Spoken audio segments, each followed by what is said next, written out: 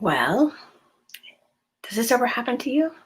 You're going along, everything is fine, you have something in mind to do it at a certain time, and you look up and it's 2 hours later. It's like, what the heck happened?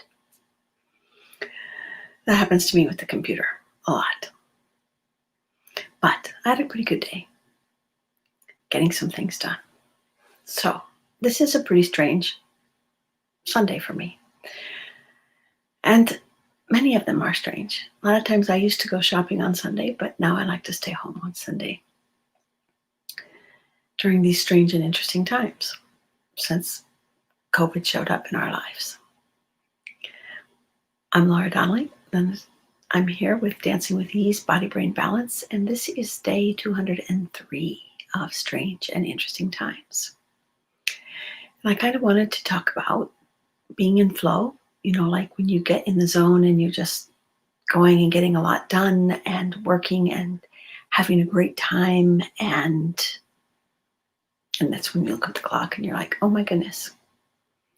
Now, truth to tell, I could never, ever stay up all night.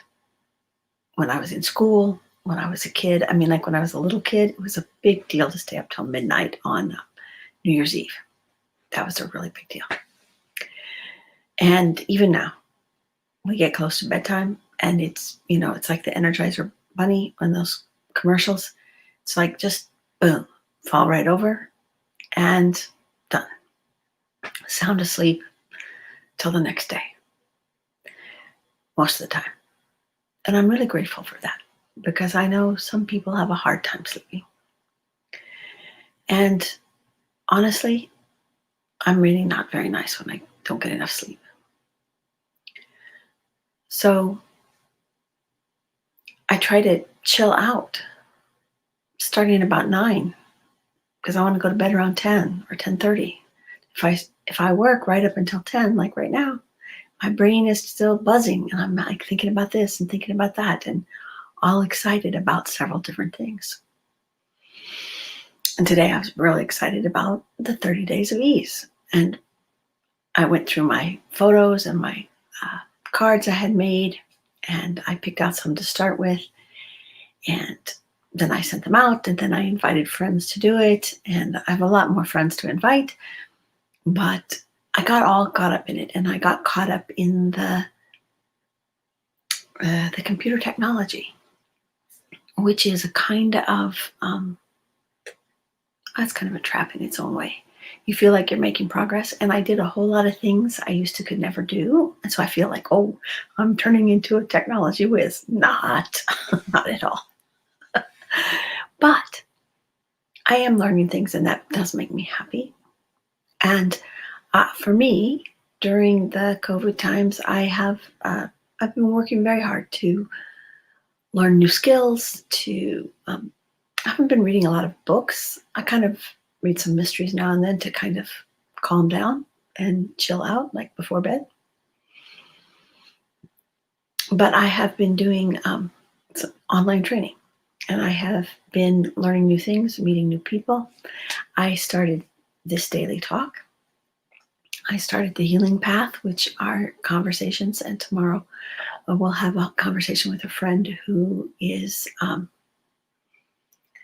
she does this very beautiful work. She's started as a clothing designer, then she found the Japanese pottery mending technique called katsugi, which is where something breaks and they weld it back together with gold. And then she discovered that this was kind of a metaphor. Hi, Kay. It's great to see you. It's a metaphor for healing. And that everybody has things. Not everybody breaks a bone, but everybody has scrapes and bumps and bruises and dings and things. And sometimes people think that something that gets broken is forever damaged. And the Japanese art of katsugi is to take what was damaged and create something new with it by putting it together in a different way. And she said, actually, the seams they make the pot stronger than it had been before. So I really like that idea. So Miriam will be here tomorrow, and we will chat probably about 3:30 in the afternoon. And then that will be tomorrow's topic. And so you can watch it on replay, or you can watch it in the afternoon. So things, yes, mend and grow. That's good, Sharon. It's nice to reframe something that gets broken, and to think that after, that the healing process is a learning and growing process. Sharon and I talk about this a lot, how we have changed through the experiences we have, and how many times the things that we discovered were great, but that if we had been given a choice of A or B, we would not have chosen the one that took us down the bumpy road. But navigating the bumpy road, we actually learned quite a bit. So how does ease fit into all of this? Well, for one thing, when I get off here, I'm going to go do the cycle so that I can calm down and fall asleep easily and quit thinking about my great adventures at the computer and my whoop-de-doo programming. I mean, actually, I made 100, and anybody who's been watching this for 200 and some odd days, you knew that I had about over-jammed up my hard drive. And I figured out how to take things off, see, technology, and put them on a portable drive. As Sharon said, I need several portable drives. But I did it, not just the thumb drives. I'm telling you, I got the big drives that you can throw on the ground, and they hold a whole lot. So I did that. Now I have like 150 gigabytes free on my computer. I'm so excited. And today I threw away a whole bunch of other stuff. See, I'm still pretty excited. Papers and papers. I found papers from something that I did in 2016. It wasn't even that interesting. It wasn't even that good. And I'm finding these folders and these old papers, and I'm like, why did I keep this stuff? I have no idea. But now I have clear space on my desk. I'm about to kind of rearrange my desk in my office so I have a nicer, easier place to write. I still probably won't film in there. It's kind of like, I like it in here. It's nicer in here.